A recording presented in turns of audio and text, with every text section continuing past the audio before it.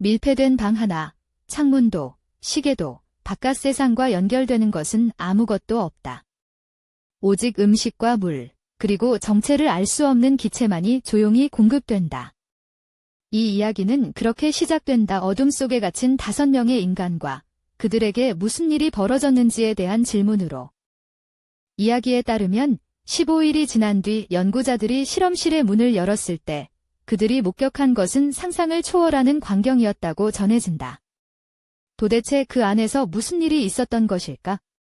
그리고 이 이야기는 과연 실제로 일어난 사건이었을까? 이야기가 설정하는 무대는 소련, 제2차 세계대전이 한창이던 시절이다. 당시 소련은 군사적 우위를 확보하기 위해 다양한 비밀 연구를 진행했다고 알려져 있다. 수면 없이 전투를 계속할 수 있는 병사를 만들어낼 수 있다면 그 가능성 하나만으로도 충분한 동기가 되었을 것이라고 이야기는 말한다. 실험 대상으로 지목된 것은 정치범 5명이었다고 이야기는 전한다. 이름도, 기록도, 바깥으로 알려진 것도 없는 존재들. 그들에게는 단 하나의 조건이 제시되었다. 30일 동안 깨어있으면 자유를 얻는다는 것이었다고 한다. 이야기에 따르면 처음 며칠 동안 피험자들은 비교적 평온해 보였다고 한다. 대화를 나누고 책을 읽고 방 안을 거닐었다. 그러나 5일째에 접어들면서 변화가 감지되기 시작했다. 그들은 자신이 가장 숨기고 싶었던 기억들을 꺼내 이야기하기 시작했다고 전해진다. 마치 억눌려 있던 무언가가 수면의 결핍과 함께 조금씩 새어나오는 것처럼. 9일째, 피험자들 사이의 대화는 완전히 끊어졌다고 이야기는 전한다. 그리고 속삭임이 시작되었다. 마이크를 통해 관찰실로 전달되는 소리들이 있었지만 그 내용을 알아듣는 것은 불가능했다고 한다. 관찰하던 이들조차 점점 설명하기 힘든 불안감을 느끼기 시작했다는 것이다. 그리고 14일째, 연구자들이 무선통신으로 피험자들에게 접촉을 시도했을 때 단 한 명의 목소리가 돌아왔다고 전해진다.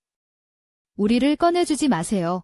이야기는 그 짧은 문장을 이 실험 전체에서 가장 섬뜩한 순간으로 기록하고 있다. 도움을 거부한 것인지 아니면 또 다른 무언가를 두려워한 것인지 알 수가 없다.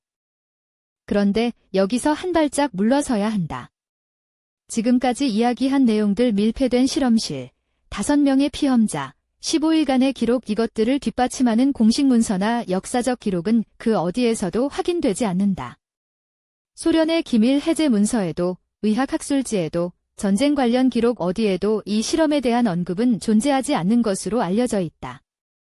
이 이야기의 실제 출발점은 전혀 다른 곳에 있다.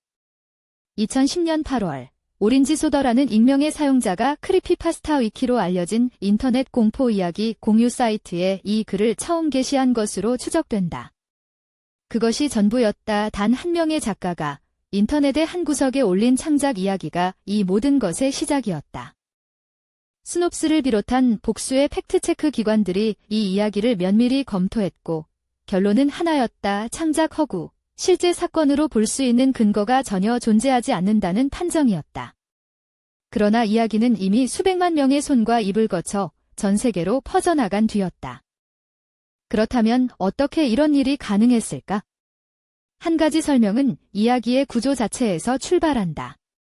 소련이라는 비밀스러운 배경, 정부 기밀이라는 설정, 이름도 얼굴도 없는 피험자들 이 요소들이 결합되면 뇌는 자연스럽게 검증할 수 없지만 분명히 숨겨진 진실이라고 해석하는 방향으로 기울어진다고 일부 심리학 연구들은 지적한다.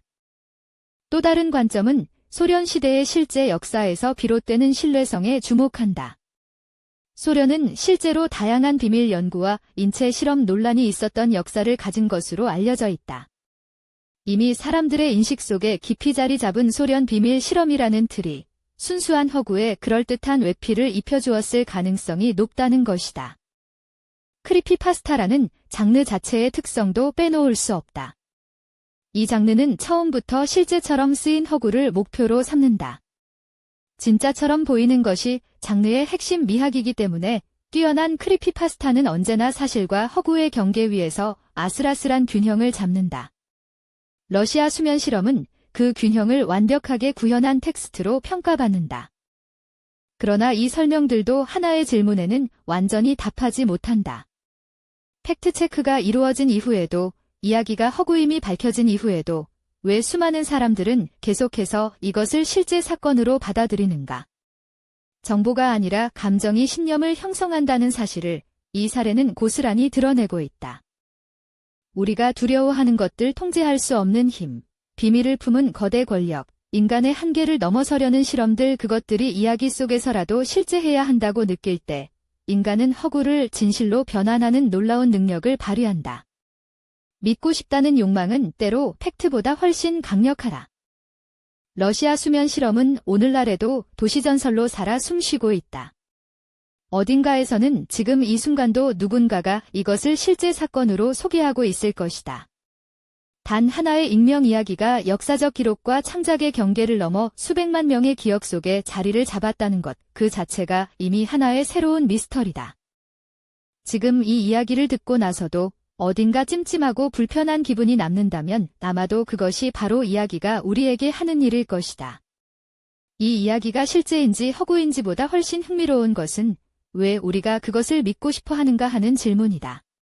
그 질문의 답은 어쩌면 우리 자신 안에 있다.